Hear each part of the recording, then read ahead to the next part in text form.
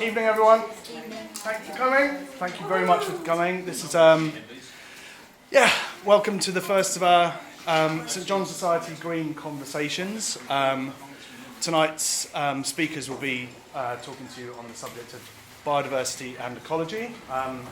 Very pleased to welcome our speakers. The third advertised speaker, unfortunately, isn't able to join us tonight. But we've got a very special treat. Our own Professor John Wood, Environmental Committee member of the St John's Society. So I'll just remind you that this is just the first of the series. So we've generally tried to keep it to the first of the month, apart from January, which fell on the second. Didn't really feel like people would be in the mood for chatting after the first. Our speakers tonight, Anna Maria Catalan. Yep. Brilliant, thank you. Marcus Gale, Anna Maria is from the Forth Reserve Foundation.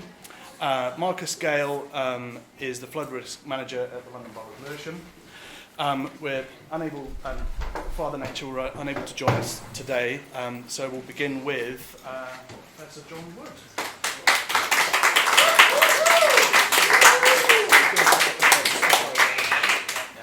As the poster suggests, this is conversations, although we haven't got speakers. The important bit is conversations, and we arrange this in order to learn from you guys, so that we can construct a kind of forward-looking community, which is biodiverse. And so, we have some very important speakers talking about biodiversity. I'm going to just kick off the whole notion of diversity by giving a bigger context.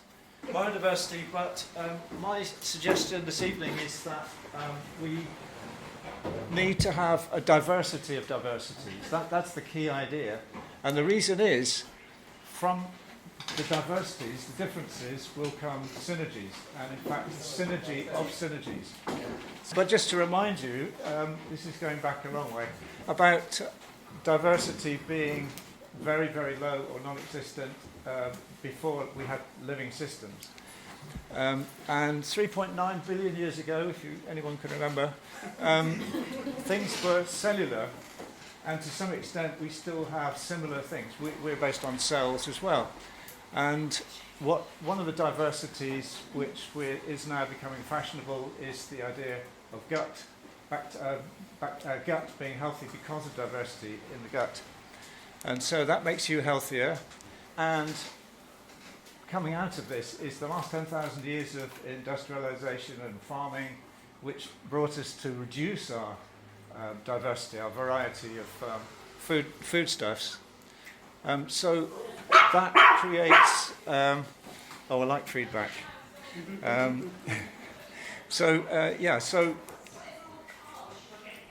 And what is coming up now, as you probably have read recently, is that the next pandemic could well be bird-based.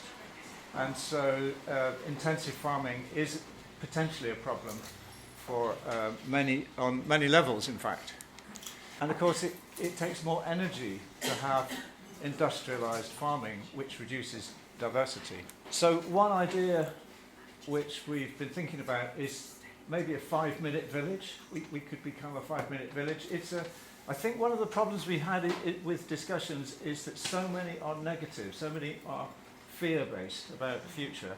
And I think what we need locally is visions which are positive and that can fit into larger visions. So that's one kind of meta-vision, if you like.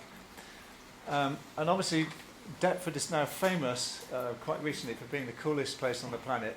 Might be a bit of an exaggeration, but certainly it is one of the... I think about 10 years ago, Yellow Pages got a mathematician to look at diversities in London. Deptford High Street came top. I think we're also a conservation area. St John's is a conservation area, and so we've been teasing ourselves with the idea of what conservation means. What are we conserving? What does the council believe we are conserving? Is it diversity, for example?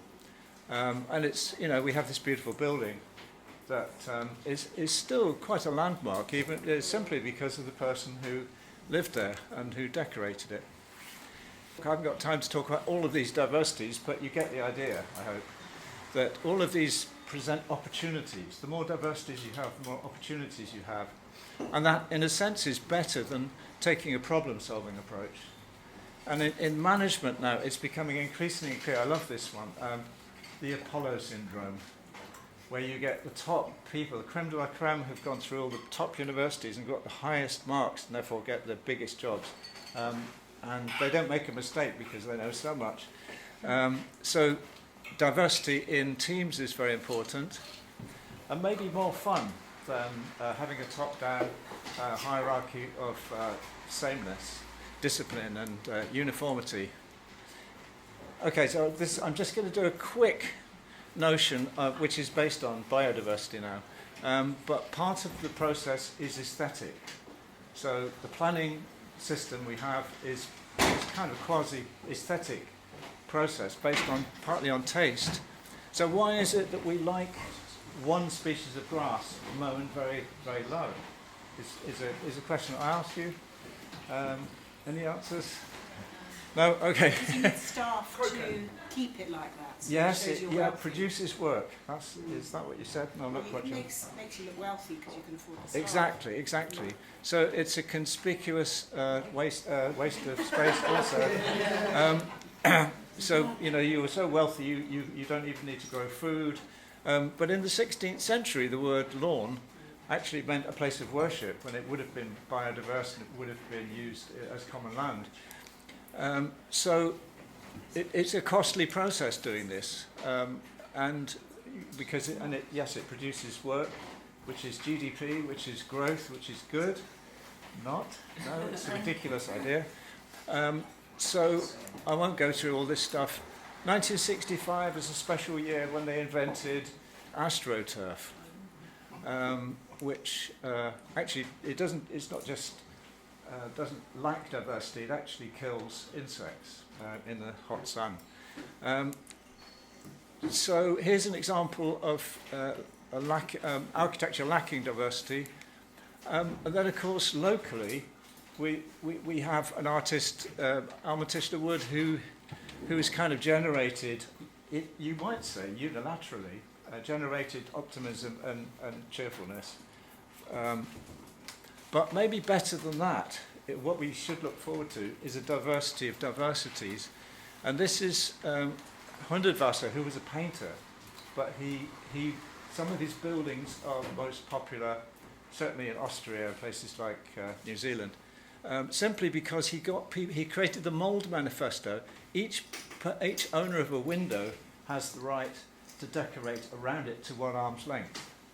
So that means if they all wanted to, they could make it all look the same, but they could make it completely different. So in a sense, it's a kind of concept of creative democracy. So maybe that's what we could become. Thank you.